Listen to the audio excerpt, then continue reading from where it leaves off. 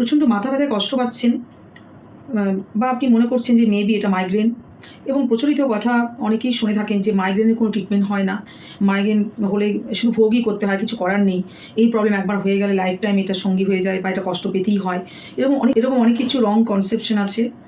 এইভাবে ভুল ধারণার মধ্যে না থেকে আপনি যদি ঠিক সময়ে একটু ট্রিটমেন্ট করান, এটা ঠিক যে মাইগ্রেনের প্রবলেম লাইফ টাইম থেকে যায়। সাবধানতা মেনটেন করলে ট্রিগার পয়েন্টস কিছু থাকে যার কারণে মাইগ্রেনের ব্যথা হয় বা বেশি হয়, বাড়ে। তো সেই ট্রিগার পয়েন্টগুলোকে যদি আপনি অ্যাভয়েড করতে পারেন, তাহলে কিন্তু আপনি অনেক ভালো থাকবেন। এবং এমন কোনো মেডিসিন নেই যেটা একদম নির্দিষ্টভাবে সেটা মাইগ্রেনের ট্রিটমেন্টেই কাজে লাগবে। কিন্তু আপনার মাইগ্রেনের যে আরও অ্যাসোসিয়েটিং সিমটম থাকে, সব কিছু ওভারঅল সিমটোম্যাটিক ট্রিটমেন্ট কিন্তু যথেষ্ট পসিবল। এবং অনেকদিন ধরে মাথা ব্যথায় ভুগছেন, আপনি সিটি স্ক্যান অনেক কিছু করাচ্ছেন, তবুও কিছুই জানতে পারছেন না যে কী হয়েছে, অথচ প্রচণ্ড মাথা ব্যথায় কষ্ট পাচ্ছেন। তো এরকম সব কিছু সমস্যার সমাধান করতে হলে আজকের এপিসোডটি শেষ পর্যন্ত অবশ্যই দেখতে হবে।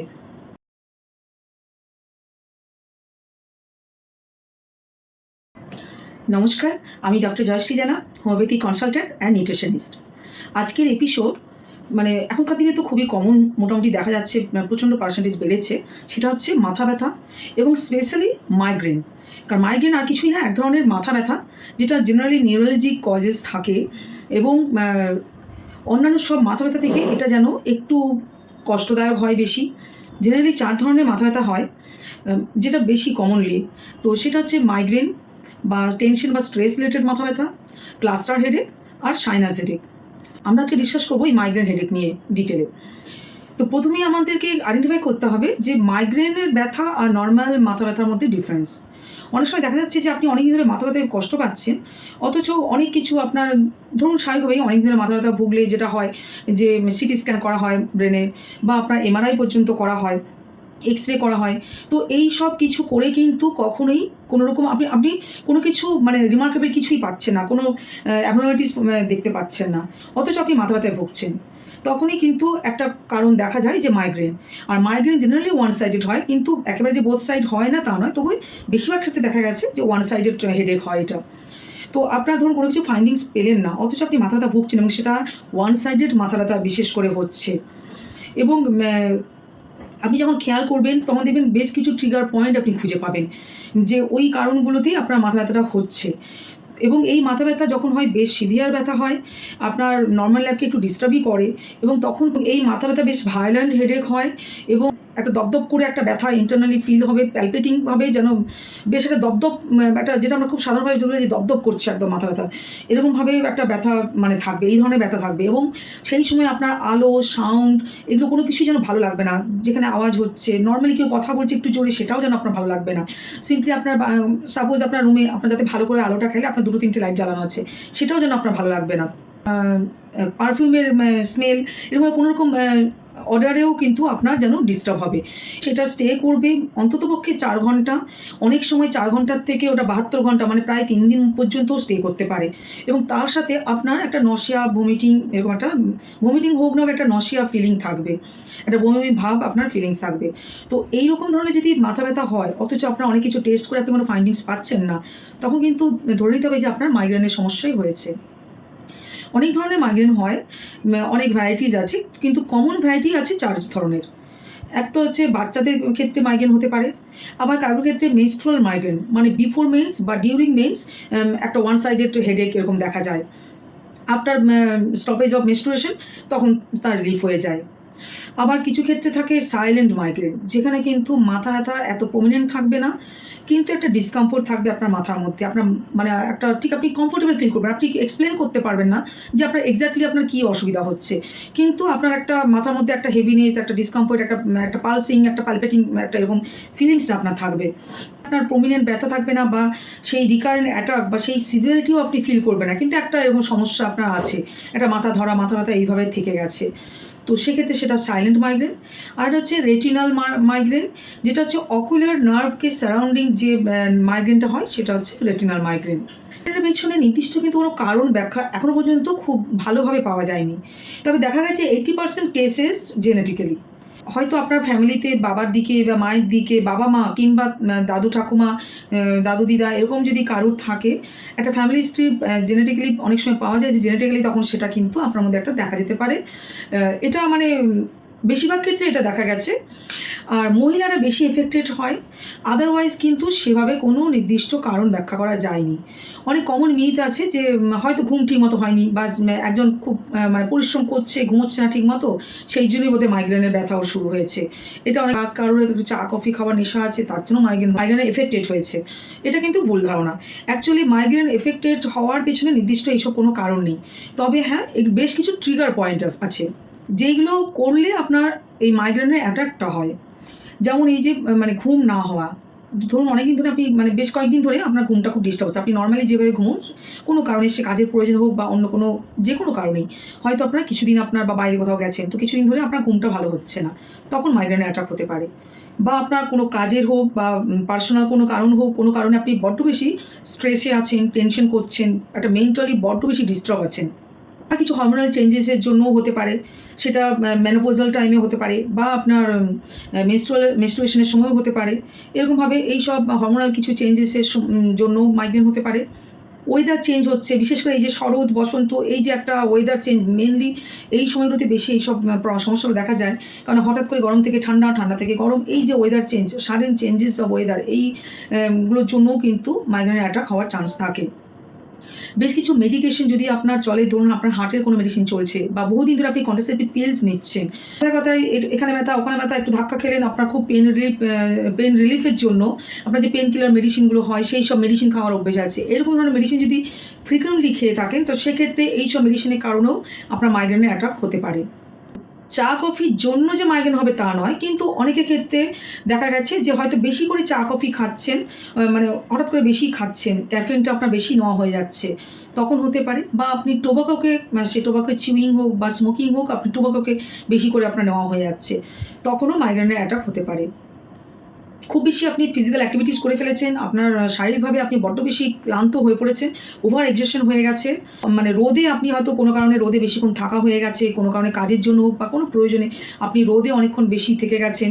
বিশেষ করে বাচ্চাদের ক্ষেত্রে এটা খুব দেখা যায় যে রোদে অনেকক্ষণ, সাপোজ হয়তো কোনো স্পোর্টস, কোনো প্রোগ্রাম মাঠে চলছে, অন্য সব বাচ্চা ঠিক আছে, কিন্তু কোনো একটা বাচ্চা হয়তো হঠাৎ করে দেখা গেল তার হঠাৎ করে তার খুব বেশি ডিসকমফোর্ট হচ্ছে, নশিয়া ভমিটিং হচ্ছে, বা মাথাটা, সে বলছে আমার মাথা যন্ত্রণা করছে, মাথা ব্যথা করছে, এরকম বলছে।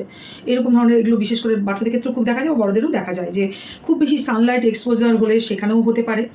আবার খুব বেশি স্ট্রং অর্ডার, মানে কোনো পারফিউম কেউ খুব উগ্র স্মেল, সেটা আপনার পছন্দ হচ্ছে না বা সহ্য হচ্ছে না, বা যেখানে হয়তো খুব জোরে সাউন্ড হচ্ছে, কোনো এই যে পুজো মেলা এইসব, যে যখন যেখানে খুব বেশি ক্রাউডি, খুব জোরে সাউন্ড, এইসবের ক্ষেত্রেও কিন্তু তখন আপনার মাইগ্রেনের অ্যাটাক হতে পারে, আপনার ডিসকমফোর্ট ফিল হতে পারে। আপনি নর্মাল লাইফ লিড করছিলেন, কিন্তু হয়তো কোনো কারণে, কাজের প্রয়োজনে, ব্যস্ততার কারণে আপনার মিল স্কিপ করা হয়ে যাচ্ছে, আপনার রেগুলারিটিসের মধ্যে একটা ডিস্টার্ব আসছে, ইরেগুলার লাইফস্টাইল হঠাৎ করে শুরু হয়েছে, আপনার মিল স্কিপ করা হয়ে যাচ্ছে, সেক্ষেত্রেও হতে পারে। বা আপনি যদি সেরকম বেভারেজেস নিচ্ছেন, যেগুলো কার্বোনেটেড বেভারেজেস, কোল্ড ড্রিঙ্কস, এগুলো নিচ্ছেন, বা অ্যালকোহল নিয়ে ফেলছেন বেশি করে, তখনও আপনার এই ধরনের সমস্যা হতে পারে। ফুড অ্যাডিটিভস যেখানে ব্যবহার করা হয়, যেমন নাইট্রেট বা এমএসজি বা মোনোসোডিয়াম গ্লুটামেট, এই ধরনের যে ফুড অ্যাডিটিভসগুলো ইউজ করা হয় খাবারে, যা মানে খাবারের টেস্টকে এনহ্যান্স করার জন্য স্ট্রিটে এইগুলো ব্যবহার করা হয়, তো তখন ওই রকম ধরনের খাবার যদি বেশি খান, সেক্ষেত্রেও হতে পারে। বা ফার্মেন্টেড ফুডও মেবি আপনার ট্রিগার পয়েন্ট হিসেবে কাজ করতে পারে। এমনিতে fermented food no doubt probiotic থাকে, শরীরের জন্য ভালো, কিন্তু হয়তো বেশি দিন ধরে ফার্মেন্টেড এরকম কিছু ফুড বা আচার ধরনের জিনিস, ধরনের প্রসেস ফুড বা কিওর্ড মিটস, যেমন ধরুন আপনি চিকেনকে, আপনি চিকেন হটডগ খাচ্ছেন, স্যালামি খাচ্ছেন, এই যে ধরনের খাবারগুলো খাচ্ছেন, যেখানে প্রসেস ফুড, যেখানে অনেক প্রিজারভেটিভ ইউজ করা হচ্ছে, এই ধরনের খাবারের পরে মেবি আপনার মাইগ্রেনের অ্যাটাক হতে পারে। বিভিন্ন আইসক্রিম বা একদম মানে খুব বেশি ঠান্ডা, মানে আইসক্রিম, আইস ড্রিঙ্ক, আপনার গরম লাগছে, আপনি শরবতের মধ্যে এক্সট্রা আইস কিউব নিয়ে আপনি খাচ্ছেন, সেগুলোতেও তখন আপনার অ্যাটাক আসতে পারে। আর্টিফিশিয়াল সুইটনার, অ্যাসপার্টেম, এগুলো বিভিন্ন মানে সুগার ফ্রি ফুডগুলোতে এখন বিজনেস করার জন্য অনেক জায়গায়, বিভিন্ন মিষ্টির দোকানেও বলুন বা রেস্টুরেন্টে বলুন, সুগার ফ্রি লেখা থাকে, বা সুগার ফ্রি মিষ্টি এরকম বাজে, কিন্তু অথচ বেশ ভালো মিষ্টি, তো সেখানে এরকমভাবে আর্টিফিশিয়াল সুইটনারগুলো ইউজ করা হয়। আর আপনি হয়তো ভাবছেন যে আমার ডায়াবেটিস হয়েছে, আমি খাবো না, বা ডায়াবেটিস আনি, কিন্তু আপনি বেশি মিষ্টি বা সুগারটাকে অ্যাভয়েড করার জন্য আপনি আর্টিফিশিয়াল সুইটনার হিসেবে এগুলোকে বেছে নিচ্ছেন। এগুলো যদি বেশি খাচ্ছেন, তাহলে সেক্ষেত্রেও আপনার মাইগ্রেনের অ্যাটাক হতে পারে। বিভিন্ন সাইট্রাস ফ্রুটের জন্য হতে পারে। যদি আপনার বেশি করে একটু খাওয়া হয়ে যায়, সে যে কোনো আপনি লেবু, কমলা লেবু, বাতাবি লেবু, মৌসুম্বি লেবু, যে কোনো ধরনের সাইট্রাস ফ্রুটস যেগুলো বেশি খুব বেশি ভিটামিন সি রিচ ফুড হয়, যেগুলো ফ্রুটসগুলো, সেগুলোর জন্যও কিন্তু মাইগ্রেনের অ্যাটাক হয়েছে দেখা গেছে। তো এইগুলো হচ্ছে ওভারঅল বেশ কিছু ট্রিগার পয়েন্টস। এগুলো আমি কখনোই বলবো না যে এই কারণে মাইগ্রেন হয়, কিন্তু এইগুলো রিসার্চে দেখা গেছে যে এই ধরনের ট্রিগার পয়েন্টগুলো সবার ক্ষেত্রে সবগুলোই থাকবে তা কিন্তু নয়। আপনার ক্ষেত্রে পার্টিকুলার একটা কি দুটো কি 3-4টে পয়েন্ট আপনার কভার করলো, কিন্তু আপনাকে সেটা খেয়াল করবে। যদি আপনার রিকারেন্ট অ্যাটাক এরকম হয়, মাথা ব্যথা, মাথা ধরা এরকম রিকারেন্ট হচ্ছে, বা আপনি ডাক্তার দেখাচ্ছেন, সাময়িক পেন রিলিফ মেডিসিন খাচ্ছেন কিন্তু আবার হচ্ছে, তখন আপনাকে একটু, এটা কিন্তু সম্পূর্ণ আপনার উপর ডিপেন্ড করছে যে আপনাকে খুঁজে বের করতে হবে এই ট্রিগার পয়েন্টগুলো, এবং এই ট্রিগার পয়েন্টগুলো বের করতে পারি তখন আপনি নিজেকে সেই অ্যাটাক থেকে নিজেকে অনেকটা রিকভারি করতে পারবেন। মাইগ্রেন অ্যাটাক হওয়ার আগে একটা অরা বলে একটা ব্যাপার হয়। এই অরা মানে হচ্ছে কি, যে মাইগ্রেন হওয়ার আগে কিছু সিমটম, মানে জাস্ট লাইক কিছু সিমটম, যেটা খুবই নর্মাল ক্যাজুয়াল সিমটম, যেটা আপনি খুব একটা বুঝতে পারবেন না, কিন্তু যদি আপনি সেটাকে রিকগনাইজ করতে পারেন, তাহলে সেই অরাটাকে আপনি রিকগনাইজ করলে তখন আপনার অ্যাটাক হওয়ার আগে বা অ্যাটাকের সিভিয়ারিটিটাকে আপনি কিছুটা প্রিভেন্ট করতে পারবেন। সেটা হচ্ছে কারোর ক্ষেত্রে জাস্ট আপনি কিছুই খাওয়া দাওয়া বিনিয়োগ করেননি কিছু, মানে কিন্তু আপনার একটা নসিয়াটিক ফিলিং হচ্ছে, একটা উইকনেস লাগছে, আপনি কাজে কনসেন্ট্রেট করতে পারছেন না, মন দিয়ে লিখছিলেন কিন্তু যেন সেটা আগের মতো আপনি পারছেন না, কথা বলতে ভালো লাগছে না, বা লাইটটা ভালো লাগছে না, সাউন্ডটা ভালো লাগছে না, হঠাৎ করে হয়তো আপনার বড্ড বেশি ক্লান্ত লাগছে, মানে সেইভাবে ক্লান্ত হওয়ার মতো কিছু করেনি অথচ আপনার নিজেকে ক্লান্ত লাগছে, খুব বেশি ইউরিনেশন একটা ক্রেভিংস কাজ করছে, আপনার বারবার আপনি পেশাবে যাচ্ছেন, বা হয়তো হয় খিদে পাচ্ছে না, খিদে পাচ্ছে না, মানে হয় খাওয়ার চাহিদা বাড়ছে, আপনার হঠাৎ করে খুব বেশি মানে খেয়েছেন তবুও যেন আবার খিদে পাচ্ছে, আবার হয়তো আপনি নর্মাল খাবার খাচ্ছেন কিন্তু তবুও যেন মানে আপনার নর্মাল খাবারের জন্য খেতে ইচ্ছে করছে, আপনার খিদের চাহিদাটা নেই। এরকম ধরনের বেশ কিছু সিমটম মানে প্রথমে দেখা যায়, এই ফেজটাকে বলা হয় অরা। তারপরে যখন আপনার সিমটম এসে যায় তখন কিন্তু আপনার এমনি পালসিং, প্যালপেটিং, থ্রবিং এরকম ধরনের একটা বেশ দপদপ করছে মাথার মধ্যে, এবং বেশি মাইগ্রেন মানেই যে সবসময় ওয়ান সাইডেড তা নয়, তবে বেশিরভাগ ক্ষেত্রে দেখা গেছে যে ওয়ান সাইডেডই হয়। তো এরকমভাবে আপনার মাথা ব্যথা শুরু হয়েছে, মাথা ব্যথা শুরুর আগে হয়তো কিছু মিনিট বা ঘন্টাখানেক আপনার এরকম ধরনের একটা অরা দেখা যায়, তারপরে আপনার মাইগ্রেনটা স্টার্ট হয়, এবং মাইগ্রেন স্টার্ট হলে আমি বললাম যেটা, যে এটা অন্তত স্টে করে যায় 4 ঘন্টা, এবং কখনো সেটা আরও 2-3 দিন পর্যন্ত স্টে করে যেতে পারে। অ্যাটাক হয় তার সাথে আরও কিছু অ্যাসোসিয়েটিং সিমটম দেখা যায়, সেটা হচ্ছে আপনার এক্সেস একটা উইকনেস, লেথার্জি কাজ করবে, মাসেল উইকনেস কাজ করবে, আপনার কিচ্ছু ভালো লাগবে না, আপনি অন্ধকার ঘরে যদি আপনি শুয়ে থাকেন তার জন্য একটু রিলিফ পাবেন, একদম কমপ্লিট রেস্ট, যেখানে সাউন্ড থাকবে না, লাইট থাকবে না, একদম কমপ্লিট ডার্ক রুমে যদি আপনি রেস্ট নেন তাহলে আপনার হয়তো একটু ভালো লাগবে। যে মাইগ্রেন অ্যাটাক শুরু হয়ে গেলে অনেক সময় দেখা গেছে যে যেটা আপনার কিছুক্ষণ আগে একটু গা গোলাচ্ছিল বা একটু ভালো লাগছিল না, হয়তো আপনার ভমিটিংও হয়ে গেল। তো এইরকমভাবে খুবই যন্ত্রণাদায়ক ব্যথা তার সাথে এরকম ধরনের সিমটম হলে তাহলে আপনি বুঝবেন যে শিওর আপনার মাইগ্রেনই হয়েছে। যে অন্যান্য মাথা ব্যথাতে এইভাবে এত সাডেনলি রাইজ অফ মানে একদম এত সিভিয়ারিটি কিন্তু হয় না, মাইগ্রেনের ব্যথাতেই কিন্তু খুব তাড়াতাড়ি আপনার মাথা ব্যথা প্রচণ্ড তীব্র যন্ত্রণায় পরিণত হবে, যাতে আপনাকে একদম নর্মাল ল্যাব থেকে প্রচণ্ডভাবে একটা ডিস্টারবেন্স ক্রিয়েট করবে, ঘাড়ের মধ্যেও একটা স্টিফনেস কাজ করবে, আপনি যেন মাথা মুভমেন্ট করতেও পারবেন না বা একটা অসুবিধা হবে, এবং হাতে পায়ে একটা যেন দুর্বলতা, একটা অসাড়তা, এই ব্যাপারটাও আসবে। সিমটম যদি আপনার থাকে তাহলে কিন্তু আপনাকে ডাক্তারের কাছে যেতে হবে। এবং আর এই ট্রিটমেন্ট হচ্ছে সবচেয়ে প্রথম বলবো যে ওই যে আমি মানে যেটা কথায় আছে, প্রচলিত কথা আছে যে মাইগ্রেনের কোনো ট্রিটমেন্ট হয় না, মাইগ্রেনের কোনো মেডিসিন নেই, একেবারে পার্টিকুলার কোনো মেডিসিন নেই, যেমন যে হ্যাঁ এটাই মাইগ্রেনের মেডিসিন, কিন্তু সিমটোমেটিক্যালি ট্রিটমেন্ট করলে আপনার অ্যাসোসিয়েটিং সিমটমগুলো কী, আপনার ট্রিগার পয়েন্টকে কাভার করে হোমিওপ্যাথিক্যালি তো খুবই ভালো ট্রিটমেন্ট হয়, কারণ আমাদের হোমিওপ্যাথিক্যালি সবচেয়ে প্রথম হচ্ছে আমরা সিমটোমেটিক্যালি ট্রিটমেন্ট করি, আপনার ওভারঅল হেড টু ফুট আপনার যে সিমটম থাকবে, আপনার ট্রিগার পয়েন্টগুলো আমরা সর্ট আউট করে বের করে হোমিওপ্যাথিক্যালি খুব ভালো ট্রিটমেন্ট দেওয়া যায়। এবং মাইগ্রেনের এই অ্যাটাককে, কারণ মাইগ্রেন যারা মাইগ্রেনের সমস্যায় ভোগেন তাদের হয় সপ্তাহে একবার কিংবা মাসে একবার, এমনকি বছরে অন্তত 2-3 বার তো হয়ই। তো এই ধরনের যখন অ্যাটাকগুলো হয় তো অনেকটা কষ্টদায়ক অ্যাটাক হয়। তো এই যে যখন আপনার এই ক্রনিক হেডেকে পরিণত হচ্ছে তখন আমাদের হোমিওপ্যাথিক্যালি খুব ভালো ট্রিটমেন্ট পাওয়া যায়, আর এলোপ্যাথিক্যালিও অবশ্যই antipsychotic, analgesic, non steroidal anti inflammatory drugs, এরকম ধরনের বেশ কিছু মেডিসিন ওনারা দিয়ে থাকেন, ওগুলো খেয়েও কিন্তু আপনার যথেষ্ট রিলিফ পাওয়া যায়। বা আপনার এই যে ধরুন আপনার অ্যাটাকটা খুব সিভিয়ারলি আপনার অ্যাটাক হয়েছে, মাইগ্রেন অ্যাটাক হয়েছে, সেটা 2-3 দিন ধরে পর্যন্ত স্টে না করে আপনার অ্যাটাকের টাইমটা, ডিউরেশনটাও কিন্তু এইসব মেডিসিনের মাধ্যমে আপনার কমানো যায়। বা আপনার ধরুন আপনার উইকলি আপনার প্রচণ্ড বেশি আপনি সাফার করছেন, আপনার উইকলি ব্যথা হচ্ছে, সেক্ষেত্রে সেই ডিউরেশনটাকে বাড়ানো যায়।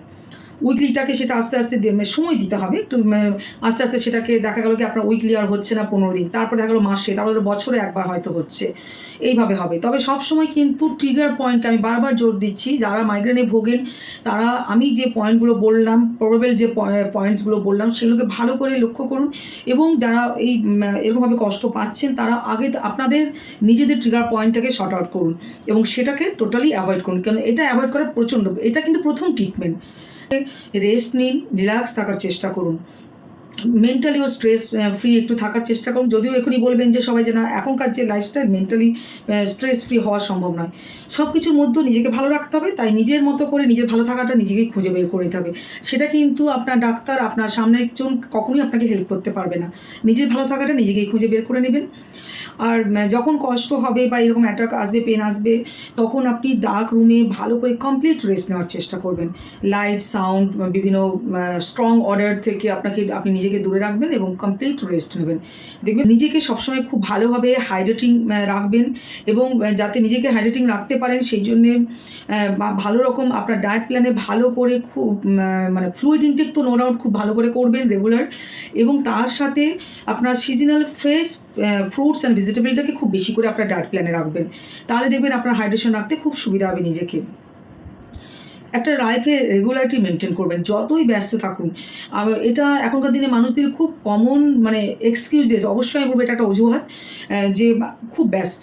আর ব্যস্ত তো সবাই, কিন্তু আমি সবসময় নানাভাবে বলতে চাই আমি আমার পেশেন্টদের, আপনাদের, সেটা হচ্ছে যে যতই ব্যস্ত থাকুন কিন্তু আপনি নিজের দিকটা যদি একটু খেয়াল না করেন, তাহলে কিন্তু আপনার ওই ব্যস্ততার কারণে যত আপনি নিজেকে ইগনোর করবেন তত আপনি বেশি ডিজিজ কন্ডিশনে ভুগবেন। আপনাকে মেডিসিনের উপর ইনভলভ হতে হবে, মেডিসিনের পেছনে খরচ করতে হবে, প্লাস আপনার নিজের কাজের জগতেও যথেষ্ট ডিস্টার্ব হবে। তাই নিজেকে ফিট অ্যান্ড ফাইন রাখার জন্য সময় নিজেকে দিতেই হবে। 6 থেকে 8 ঘন্টা ঘুমটা কিন্তু এনি হাও একটু করার চেষ্টা করবেন। ডে টাইমেও পাওয়ার ন্যাপ নিয়ে আপনি সেটাকে মিট আপ করবেন, এবং খাওয়াটাও অবশ্যই রেগুলারিটি মেনটেন করবেন, যে সকাল থেকে জাস্ট চা বিস্কুট খেয়ে আমি 12টা-1টা পর্যন্ত আছি এরকম করবেন না। বা আপনার অনেক সময় কিন্তু এমটি স্টোমাক বেশিক্ষণ থাকলেও কিন্তু মাইগ্রেন অ্যাটাক দেখা যায়, একটা গ্যাস ফর্মেশন হয়ে যায়, নসিয়াটিক ভমিটিং হতে হতে আপনার এরকম মাইগ্রেনের সিভিয়ার অ্যাটাক হয়ে যায়। তো সেই জন্যে আপনার ইটিং হ্যাবিটটাও কিন্তু রেগুলারিটি মেনটেন করতে হবে।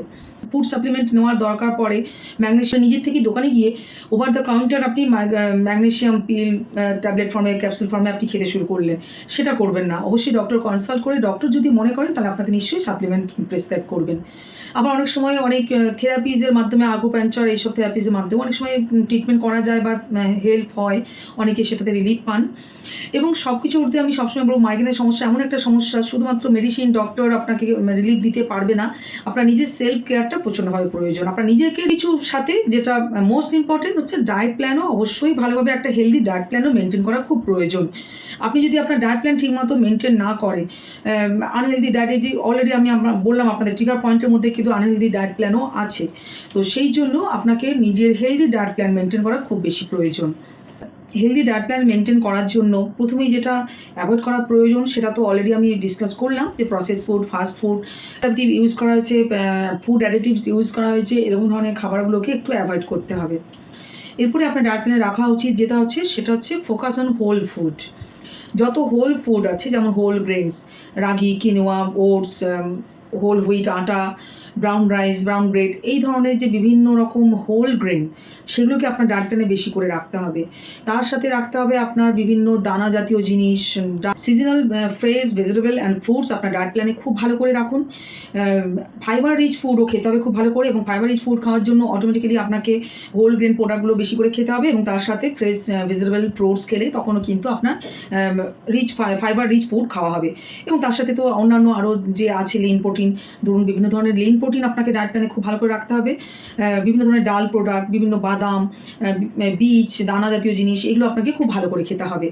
বেশিরভাগ রিসার্চে বিশেষ করে দেখা গেছে যে অ্যানিম্যাল প্রোটিনটাকে একটু আপনার কমানো উচিত। যারা মাইগ্রেনে এটাকে কষ্ট পাচ্ছেন তাদেরকে আমি বলবো, একেবারে চলবে না তা নয়, কিন্তু আপনাকে একটু রেস্ট্রিক্ট করতে হবে আপনার এরপরে according to your symptom severity, আপনার ফিজিক্যাল কন্ডিশন কেমন সেটা অবশ্যই আপনাকে ডায়েটিশিয়ান আপনাকে গাইড করে দেবে।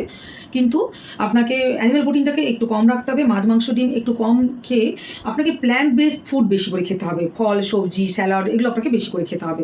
এটা রিসার্চে দেখা গেছে যে প্ল্যান্ট বেসড ফুডে কিন্তু আপনার এই মাইগ্রেনের অ্যাটাকের ডিউরেশন বাড়ানো যায়, আপনার ঘন ঘন অ্যাটাকটা হবে না, বা ব্যথাটা সেই সিভিরিটিটাও আপনার কিন্তু অনেকখানি কন্ট্রোল করতে খুব ভালো সাহায্য করে। তো ফল, সবজি মাত্রই তার মধ্যে ওয়াটার কন্টেন্ট যথেষ্ট ভালো থাকে। কিন্তু তার সাথেও আপনি যদি আরও আপনার স্যালাডটা খুব ভালো করে খান, শসা, টমেটো, স্যালারি, জুচিনি এইসব জিনিসগুলো যদি আপডেটিং ফুডগুলো যদি আপনার ডায়েট প্ল্যানে আরও বেশি করে ইনক্রিজ করান, তার শরীর হাইড্রেটেড হয়ে থাকবে, তাহলে সেক্ষেত্রেও আপনার অ্যাটাকটা কম হবে। ওমেগা 3 ফ্যাটি অ্যাসিড রিচ ফুডের জন্য আপনাকে ডায়েট প্ল্যানে আপনি রেগুলার বেসিসে যারা ননভেজ খান তাদের বলবো মাছ আপনি খেতে পারেন। অবশ্যই ছোট মাছ, খুব বড় মাছ কিন্তু নয় যেটা খুব বেশি ফ্যাট আছে, বড্ড বেশি বড় মানে 500-700 বেশি সাইজ কিন্তু নয়, 500-700 মধ্যে সাইজ আপনাকে মাছ খেতে হবে। বা আপনি অয়েলি ফিশও উইকলি 2 থেকে 3 দিন আপনার ডায়েট প্ল্যানে রাখতে পারেন, সেটাও আপনার omega 3 fatty acid meet up করতে খুব ভালো সাহায্য করবে। আর যারা ননভেজ খান না তাদের জন্য আমি তো বাদাম, যেমন আমন্ড, হেজেলনাট, ওয়ালনাট এগুলোতেও কিন্তু ওমেগা 3 ফ্যাটি অ্যাসিড প্রচণ্ড ভালো পরিমাণে থাকে। এগুলো আপনার মাইগ্রেনের জন্য খুব ভালো। বিভিন্ন ধরনের গ্রিন লিফি ভেজিটেবল, স্পেশালি যেগুলো ডার্ক লিফি ভেজিটেবল সেগুলোতে আরও ভালো করে ম্যাগনেশিয়াম রিচ হয়।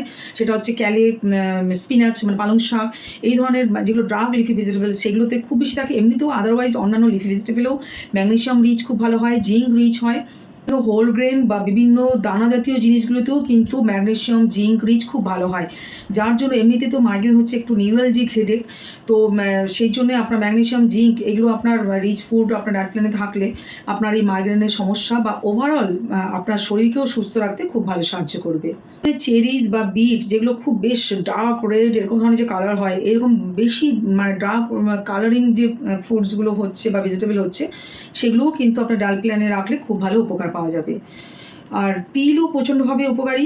তিলও মানে এমনিতে তো আমি বললামই যে বিভিন্ন সিডস আপনারা রাখতেই পারেন আপনার ডায়েট প্ল্যানে, হেলদি ফ্যাট, ফাইবার, প্রোটিন বা আপনার ম্যাগনেশিয়াম এগুলোকে পাওয়ার জন্য। তাছাড়া আমি বলবো সিল কিন্তু প্রচণ্ডভাবে রিচ অফ ভিটামিন ই, যেটা আপনার বিশেষ করে যেহেতু আমি বললাম যে মেয়েদের মাইগ্রেনের সমস্যা কিন্তু বেশি দেখা যায়, তো মেয়েদের এই ইস্ট্রোজেন লেভেলটাকে ব্যালেন্স রাখতে খুব ভালো সাহায্য করে, বা আপনার পেরিম্যানোপজ বা ডিউরিং মেনস্ট্রুয়েশন এই সময়টাও আপনার ব্যালেন্সটা ভালো করে মেনটেন করবে।